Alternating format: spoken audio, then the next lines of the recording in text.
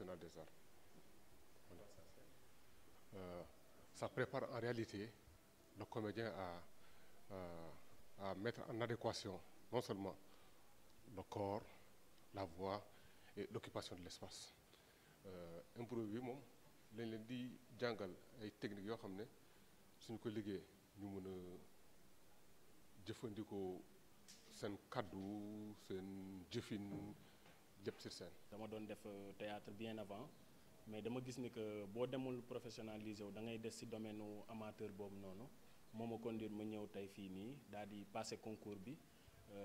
maa ngi sama 2e année.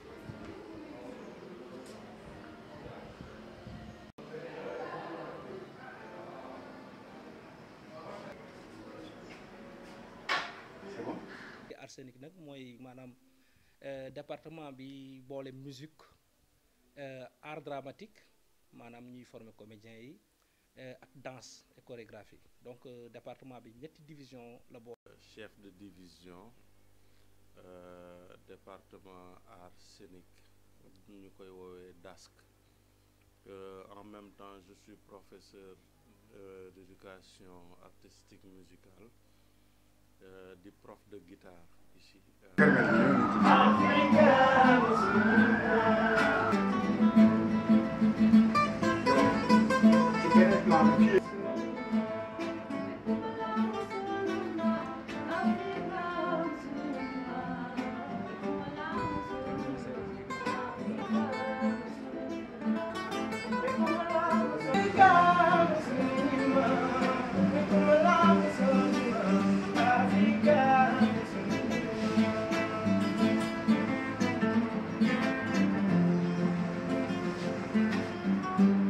ci lu jëm ci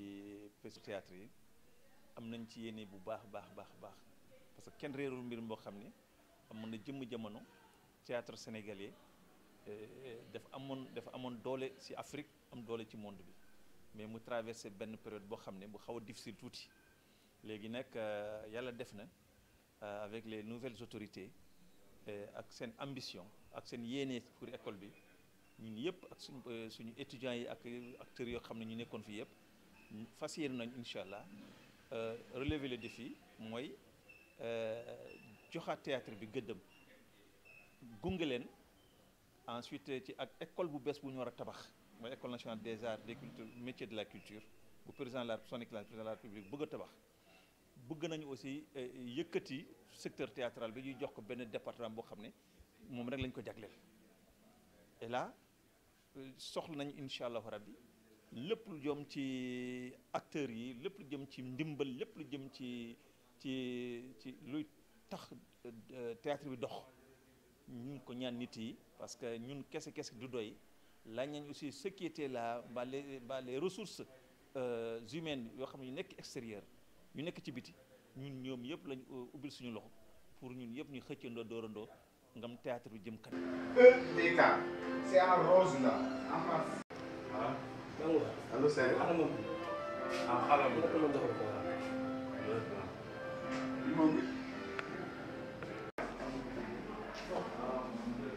Si vous avez besoin de ça aussi mën nga ko jël xalam am na fi. absolument parce que au Sénégal quand même gis nañ ne lépp daanaka dañ koy woowee théâtre alors que am na lu ñuy wax théâtre ak lu ñuy wax théâtre donc bu ñu jëlee li ñuy gis lu ëpp ci suñu télé yi damay jàpp ne war nañ ko mën a tuddee téléfilm parce que quand même théâtre dafa am loo xam ne moom la laaj loo xam ne il faut nga respecter ces normes pour que ñu mën a wax ne am na théâtre parce que dañ naan la pour mu am théâtre il faut que parce que le théâtre c'est un art vivant maanaam loo xam ne da nga koy def devant un public la donc balaa ñuy wax théâtre donc fokk mu am des acteurs yoo xam ne ñi ngi jouer ci benn espace maanaam le lieu devant des téléspectateurs bien devant un public quoi qui sont là di xool seetaan la pièce donc loolu mooy wax théâtre alors que bu ñu ko jëlee ce qui se passe ci télé yi donc day gën a jege sax cinéma que théâtre bien vrai que nag dañuy gis beaucoup d'acteurs yoo xam ne dañu nekk ci théâtre des comédiens des acteurs comédiens yoo xam ne dañ leen a ràññee ci théâtre ñi dem di fi jouer amaana peut-être loolu moo tax nit ñi di jaawal bu ñu bëggee gis théâtre dañuy dem fu mel ni Sorano boo ñëwee yéen gis des acteurs yi nekk ci kaw scène di jouer devant un public avec dans une salle quoi qui répond bien à des normes donc loolu moom au théâtre c'est vrai qu'on exagère parce que c'est de la fiction. Il faut qu'il y ait ce qu'on appelle la théâtralité ñi jëm ko wane. Mais au cinéma peut-être exagération bi ni muy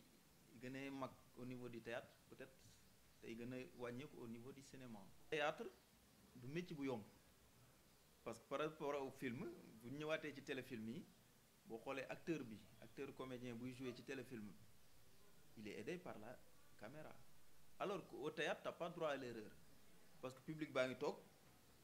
mënoo fa ñëw toog xam nga au cinéma ou bien dans les téléfilms mën nañoo couper on reprend la séquence mais boo ñëwee ci théâtre sur scène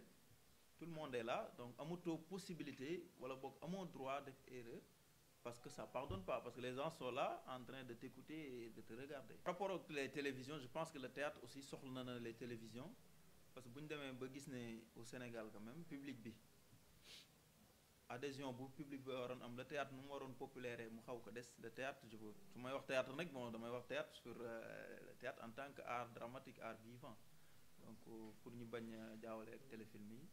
donc public boobu desee nañ xam lan mooy théâtre public boobu desee na am culture du théâtre maanaam comme nu muy amee ci yenn dëkk yi yu xaw a développé que les week-ends ku nekk jël sa famille ak say doom ak sa waa kër taal sa oto dem dans une salle de théâtre nga seetaan benn pièce de théâtre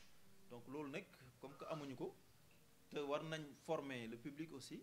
parce que man si sumay jàngat yu ma defoon si sama mémoire bu ma defoon ba may nekk école ci théâtre la bindoon ak naka lañ mën a développer le théâtre promouvoir le théâtre donc public bi da ci am maanaam place bu am solo donc comme que le théâtre moom nit ñi ñëwuñ vers le théâtre mais le théâtre mën na dem vers le public léegi nan lañ koy defee on utilise aussi les nouvelles technologies de l'information de la communication par exemple on peut utiliser la télé comme on le faisait avant avec la RTS